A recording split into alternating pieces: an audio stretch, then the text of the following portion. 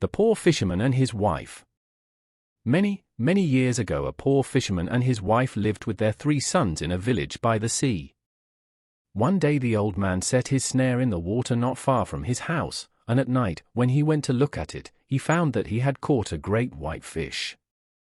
This startled the old man very much, for he had never seen a fish like this before, and it occurred to him that it was the priest of the town.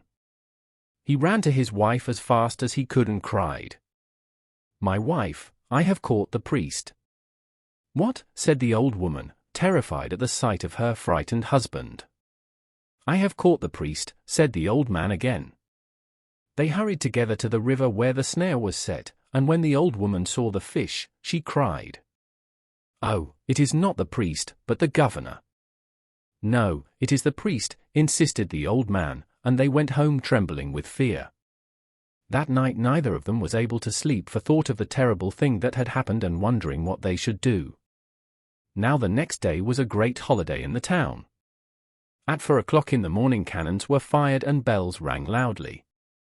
The old man and woman, hearing all the noise and not knowing the reason for it, thought that their crime had been discovered, and the people were searching for them to punish them, so they set out as fast as they could to hide in the woods. On and on they went, stopping only to rest so as to enable them to resume their flight. The next morning they reached the woods near Pilar, where there also was a great holiday, and the sexton was ringing the bells to call the people to mass. As soon as the old man and woman heard the bells they thought the people there had been notified of their escape, and that they, too, were trying to catch them. So they turned and started home again. As they reached their house, the 3 sons came home with their 1 horse and tied it to the trunk of the caramay tree. Presently the bells began to ring again, for it was 12 o'clock at noon. Not thinking what time of day it was, the old man and woman ran out of doors in terror, and seeing the horse jumped on its back with the intention of riding to the next town before anyone could catch them. When they had mounted they began to whip the horse. In their haste, they had forgotten to untie the rope which was around the trunk of the caramay tree.